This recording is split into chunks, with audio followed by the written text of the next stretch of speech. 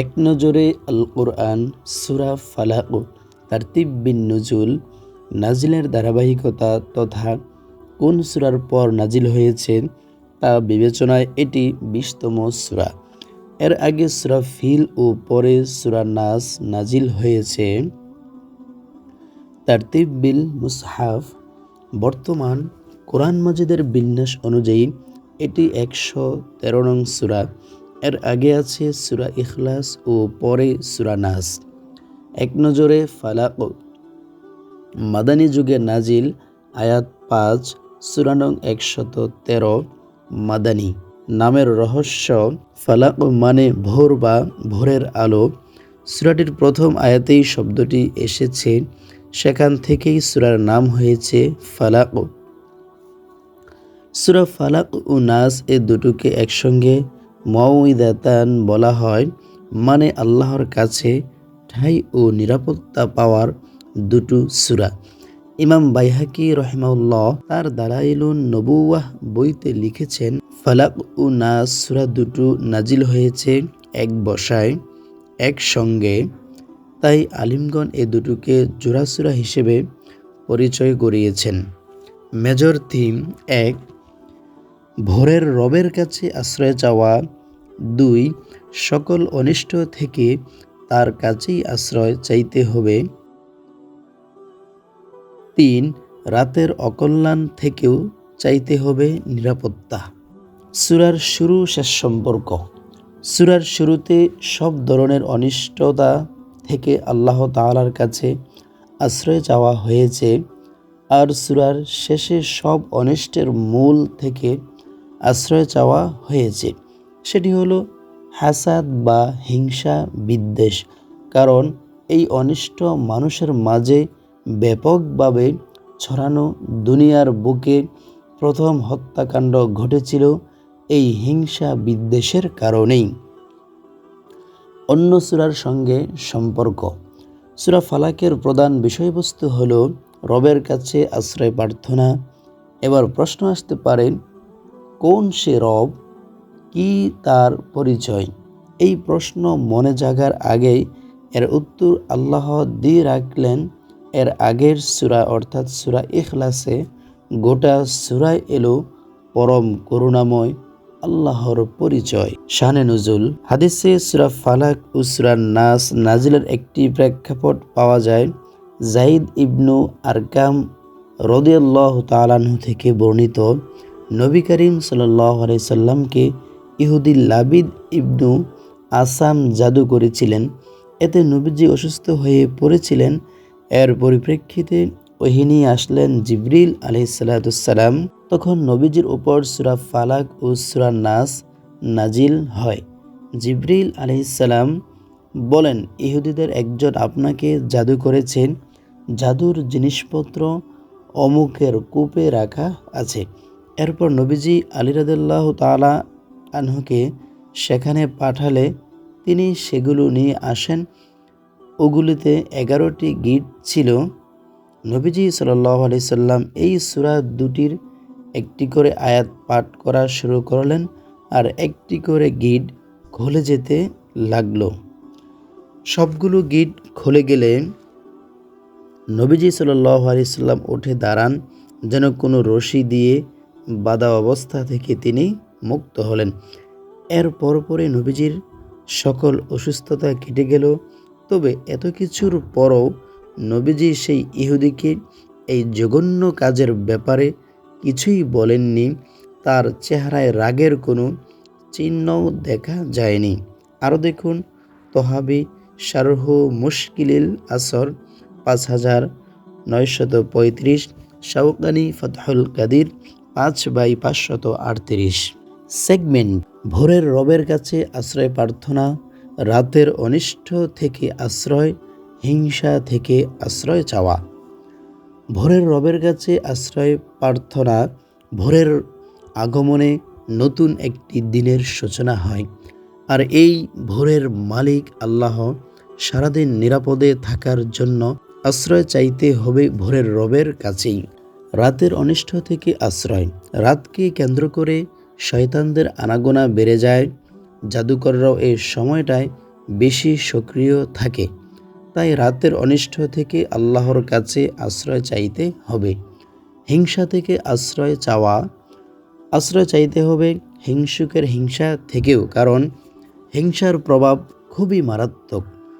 ফজিলত, উকবা ইবনু আমির রাদিয়াল্লাহু তাআলা আনহু বলেন, সূরা ইখলাস, ফালাক ও নাস সম্পর্কে নবীজি সাল্লাল্লাহু আলাইহি সাল্লাম বলেছেন, এগুলো ভুলে যেও না, এগুলো না পড়ে একটি রাতও কাটিও না। আহমদ ১৭,৩34, হাদিসে হাসান। আম্মাজান আয়েশা রাদিয়াল্লাহু তাআলা আনহা বলেন, নবীজি সাল্লাল্লাহু আলাইহি সাল্লাম যে বাড়ি অসুস্থ হতেন, তিনি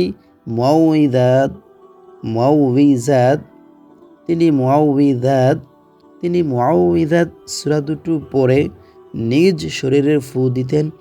যখন তার রোগ কঠিন হয়ে গেল, তখন বারাকাত অর্জনের জন্য আমি এই সূরা পাঠ করে তার হাত দিয়ে শরীর মাসেহ করিয়ে দিতাম। সহিহ বুখারী, হাদিস নং 5016। কজ অ্যান্ড ইফেক্ট, আশ্রয় চাইতে হবে আল্লাহর কাছে, কারণ তিনি আশ্রয় দিলে দুনিয়ার কোনো শক্তি ক্ষতি করতে পারবে না। গতিপথ, সেন্ট্রাল থিম, দুনিয়ার যাবতীয় অনিষ্ট থেকে আল্লাহর কাছে আশ্রয় চাওয়া। ১. ভোরের রবের কাছে আশ্রয় প্রার্থনা। ভোর যেমন রাতের আধার দূর করে নতুন এক দিনকে হাজির করে, ঠিক তেমনি আল্লাহ তাআলা বান্দার সকল বিপদাপদ দূর করে তাকে নতুন জীবনে প্রবেশ করাবেন। তাই আশ্রয় খুঁজতে হবে তার কাছেই। ২. সৃষ্টির অনিষ্টের ব্যাপারে আশ্রয় প্রার্থনা। আল্লাহর সৃষ্টির মধ্যে মানুষ, জিন, অন্য সকল প্রাণী, প্রাকৃতিক বিপর্যয় বা অজানা যে কোনো বিষয় থাকতে পারে। এই সকল কিছুর অনিষ্ট হতে রক্ষা পেতে আল্লাহর কাছে সাহায্য চাইতে হবে। ৩. রাতের অনিষ্ট থেকে আশ্রয় প্রার্থনা। অজানা যত শঙ্কা, তার বেশিরভাগই জেগে ওঠে রাতে। তাই এই রাতের অনিষ্টতা থেকে আল্লাহর সাহায্য চাইতে হবে। ৪. জাদু ও হিংসার অনিষ্ট থেকে আশ্রয় প্রার্থনা। জাদুকর ও হিংসুকদের হিংসারও ব্যাপক নেতিবাচক প্রভাব পড়ে মানুষের জীবনে। তাই সূরার শেষে এসব বিষয় থেকে আল্লাহর কাছে সাহায্য চাওয়ার নির্দেশ দেওয়া হয়েছে। ওভারভিউ, আয়াত ১ থেকে ৫, মহান আল্লাহর কাছে যাবতীয় সৃষ্টির অনিষ্ট থেকে আশ্রয় চাওয়ার আদেশ দেওয়া হয়েছে এই সূরায়। কেস স্টাডি, গোটা সূরাতেই কোন কোন বিষয়ে আল্লাহর কাছে আশ্রয় চাইতে হবে আল্লাহ তাআলা তা শিখিয়েছেন। কোরআন আমাদেরকে এখানে জাদুকর ও হিংসুকদের চক্রান্ত থেকে আল্লাহর কাছে আশ্রয় চাইতে বলেছে, কারণ এগুলো মানুষের জীবনকে ছারখার করে দেয়। কিন্তু আমাদের মাঝে কেউ কেউ বলেন জাদু বা বদনজর বলে কিছু নেই। এভাবে তারা কোরআন দ্বারা প্রমাণিত একটা বিষয়কে অস্বীকার করে বসে। এই জাদুর প্রভাবেই আল্লাহর রাসূল সাল্লাল্লাহু আলাইহি সাল্লাম একবার ভীষণ অসুস্থ হয়ে পড়েছিলেন। যদিও আল্লাহর ইচ্ছা ছাড়া কারো উপকার বা ক্ষতি কোনোটাই হয় না, তবে আল্লাহর পক্ষ থেকে এটি ছিল একটি পরীক্ষা।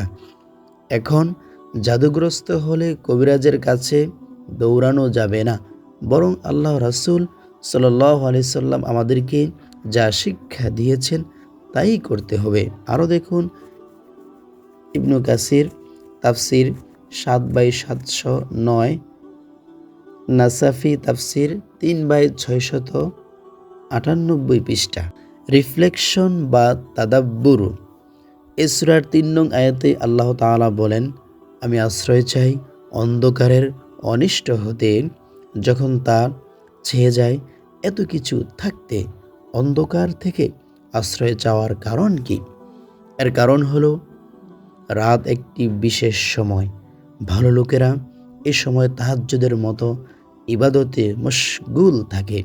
আবার খারাপ লোকেরা নিরিবিলি এই সময়ে অপরাধে লিপ্ত থাকে। অধিকাংশ খুন খারাপি তখনই ঘটে, চোর ডাকাতরাও তখন লুটতরাজ চালাতে বেরিয়ে পড়ে। যারা রাসূলুল্লাহ সাল্লাল্লাহু আলাইহি সাল্লামকে হত্যা করার চেষ্টা করছিল তারাও বেছে নিয়েছিল রাতের আধার।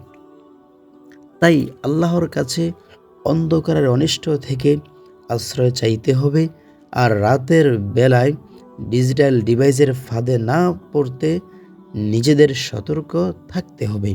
আরও দেখুন ফখরুদ্দীন রাজি 32/374, জুহাইলি আত-তাফসিরুল মুনির 30/475। সাদাকাল্লাহুল আযীম। প্রিয় দর্শক, আজকের এই পর্বটি আপনাদের কাছে কেমন লেগেছে অবশ্যই জানাবেন, কমেন্ট করবেন, লাইক কমেন্ট শেয়ার আমাদেরকে পরবর্তী ভিডিও বানাতে অনেক অনুপ্রাণিত করে। আশা করছি আপনারা এই এক নজরে কোরআন আমাদের প্রিয় শায়েখ ডক্টর মিজানুর রহমান আজহারী সাহেবের লেখা এই বেস্ট সেলিং গ্রন্থটির পর্ব অডিও ক্লিপ শুনে আপনাদের অনেক ভালো লাগবে, অনেক উপকৃত হবেন। আল্লাহ তাআলা আমাদের প্রত্যেককে কবুল করুন। ওমা তৌফিক ইল্লা বিল্লাহ। আসসালামু আলাইকুম ওয়া রাহমাতুল্লাহি ওয়া বারাকাতুহু।